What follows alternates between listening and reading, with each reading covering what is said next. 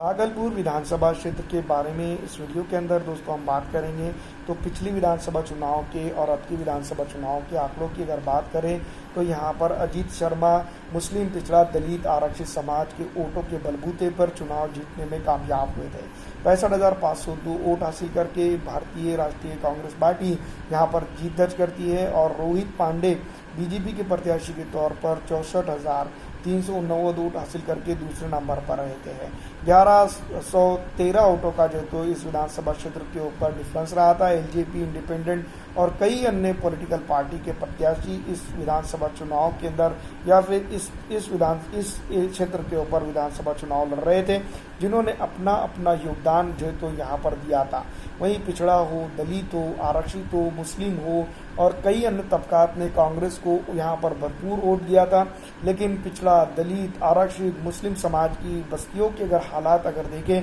तो बद से बदतर दिखाई देती है। अगर जिस तरह से एमएलए फंड की अगर बात की जाए तो अगर एमएलए फंड के ऊपर अगर खर्चा हो जाता या एमएलए फंड से ही अगर खर्चा हो जाता तो इन बस्तियों के अंदर जो झुग्गी झोपड़ियों में रहने को आज की तारीख में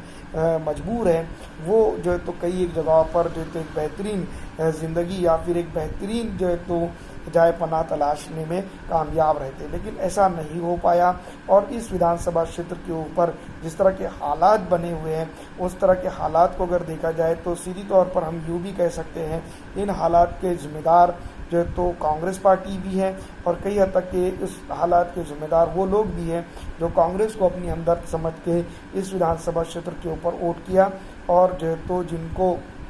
अगर सही मायनों में अगर देखा जाए तो उन्होंने जो तो ठगा। फिलहाल दोस्तों जिस तरह के हालात इस विधानसभा क्षेत्र के ऊपर नजर आते हैं या इस तरह से जो तो इस विधानसभा क्षेत्र के ऊपर जो चीज़ें बनकर सामने आ रही है, उन तमाम तर चीज़ों को अगर देखा जाए, समझा जाए तो कहीं ना कहीं कुछ चीज़ें ऐसी ज़रूर है जिसके चलते इस विधानसभा क्षेत्र के ऊपर या फिर